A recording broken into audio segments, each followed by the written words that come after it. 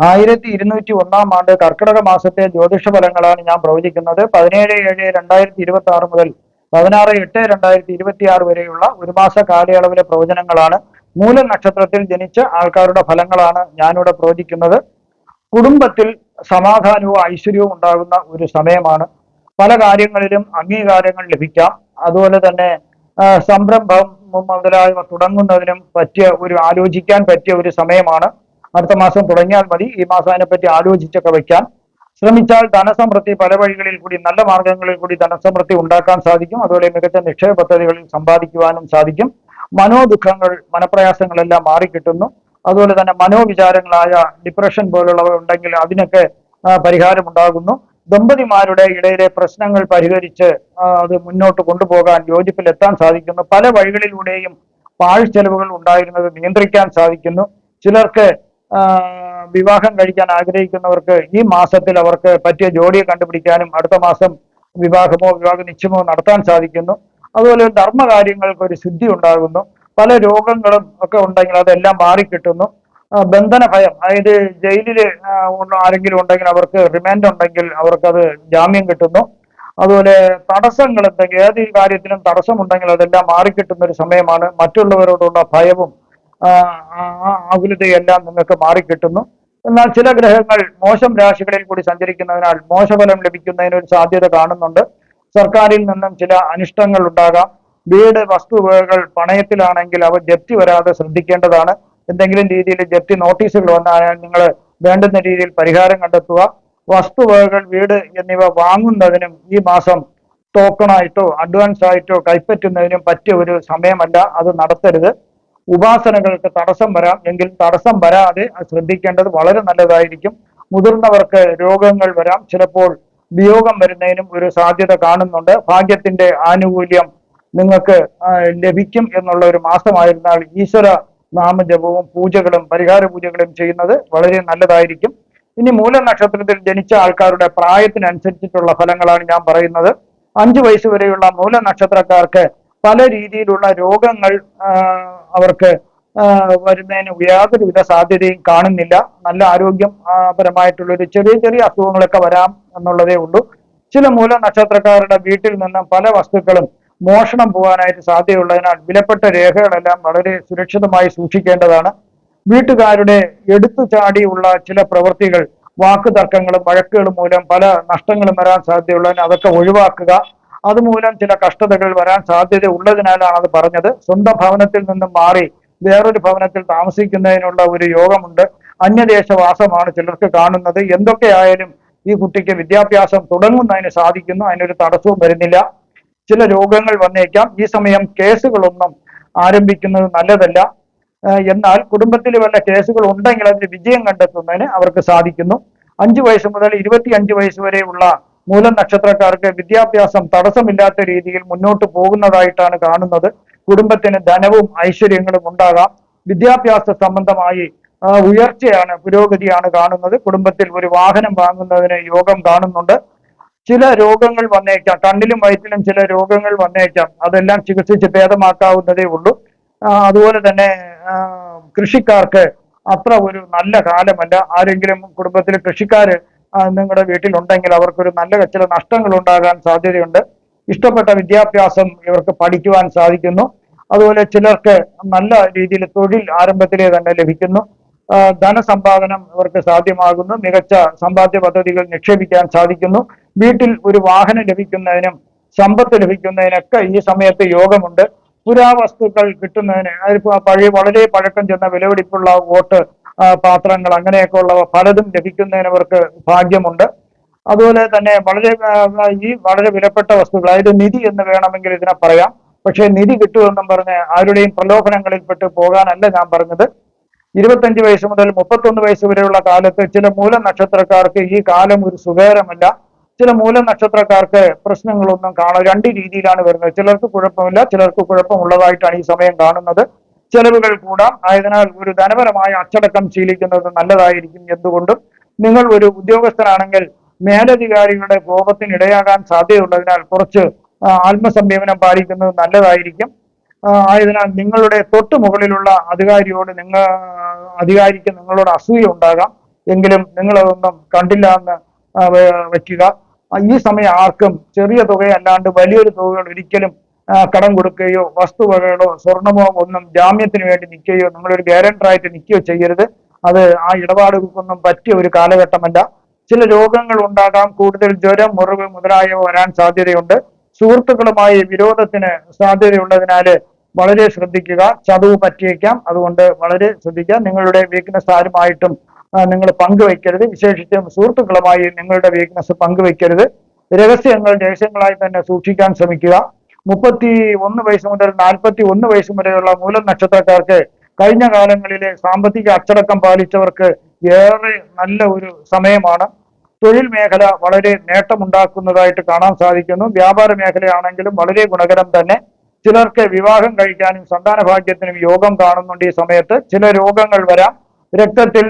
രക്തത്തിന്റെ കുറവ് മൂലമോ അല്ലെങ്കിൽ രക്തത്തിൽ മിനറൽസിന്റെ കുറവ് മൂലമോ ഉള്ള രോഗങ്ങൾ വരാം. പിത്തരസത്തിന്റെ സന്തുലിതാവസ്ഥയ്ക്കുണ്ടാകുന്ന വ്യത്യാസം മൂലമുള്ള അസ്വസ്ഥതകൾ ശരീരത്തിനുണ്ടാകാം.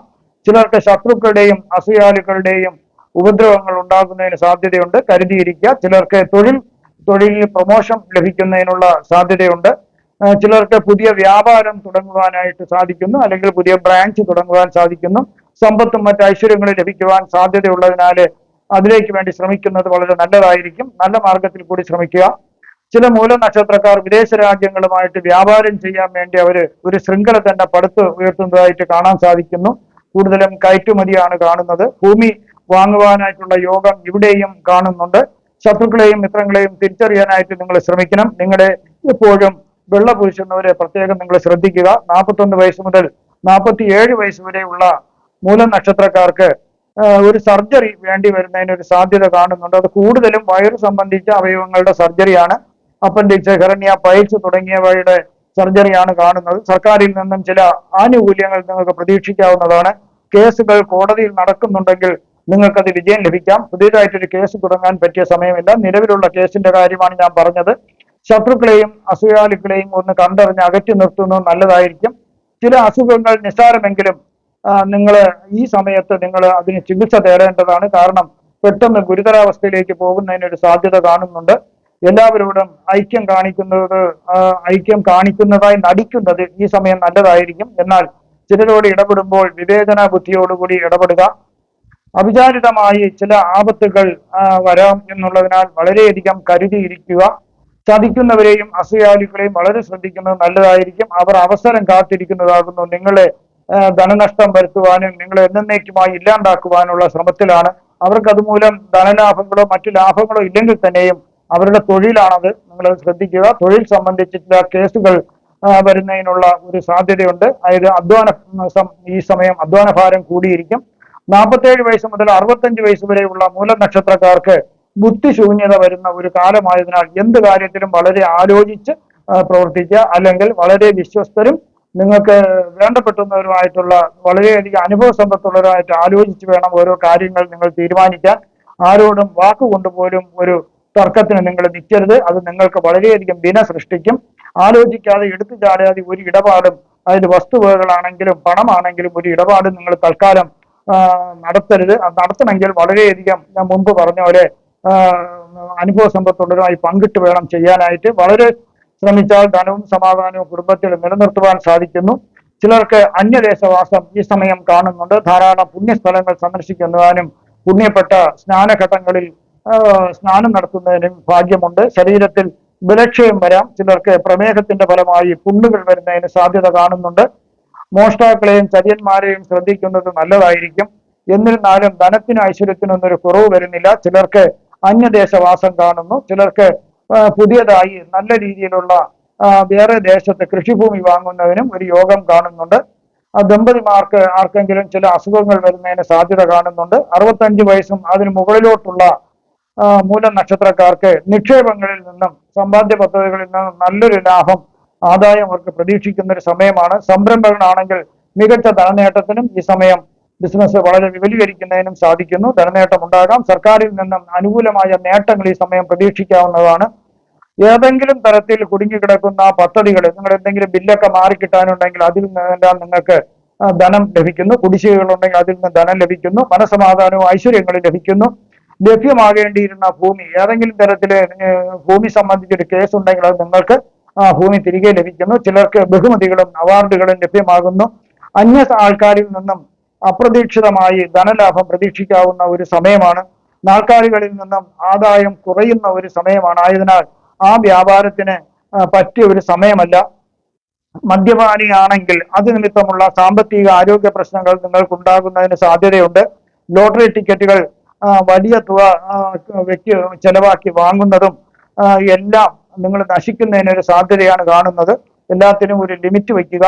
ഉറ്റ ബന്ധുക്കളുടെ വിയോഗം വരുവാൻ സാധ്യത കാണുന്നു. കാർഷിക മേഖലയിൽ നിന്നും ധനലാഭം ധാരാളം ഉണ്ടാകുന്ന ഒരു സമയമാണ്. ഞാനിവിടെ പ്രവചിച്ചതെല്ലാം സാമാന്യ ഫലങ്ങൾ മാത്രമാണ്. കൃത്യമായ ജ്യോതിഷ പ്രവചനങ്ങൾക്ക് ജാതക പരിശോധന അത്യാവശ്യമായിട്ടാണ് വരുന്നത്.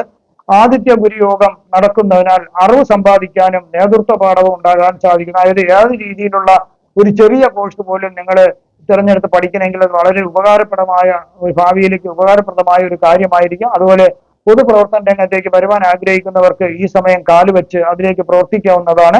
ആഗ്രഹത്തെ ബുദ്ധിശക്തിയുമായി യോജിപ്പിക്കുന്ന ഒരു യോഗമായി നടക്കുന്നത് കൊണ്ട് നിങ്ങളുടെ അംബീഷൻ എന്താണോ, നിങ്ങളുടെ ആഗ്രഹം എന്താണോ, അത് ബുദ്ധിശക്തിപൂർവ്വം ആലോചിച്ച് അതിലേക്ക് വേണ്ടി നിങ്ങൾ തുറക്കേണ്ട ഒരു സമയമാണ്. ചില വ്യക്തികളെ മഹാമാന്യന്മാരായ പൊതുജന പ്രവർത്തകരായി നേതാക്കളാക്കി മാറ്റുന്നു. മികച്ച ധാർമ്മിക ബോധം മനുഷ്യരിൽ ഉണ്ടാകുന്നതിന് സാധ്യമാകുന്നു.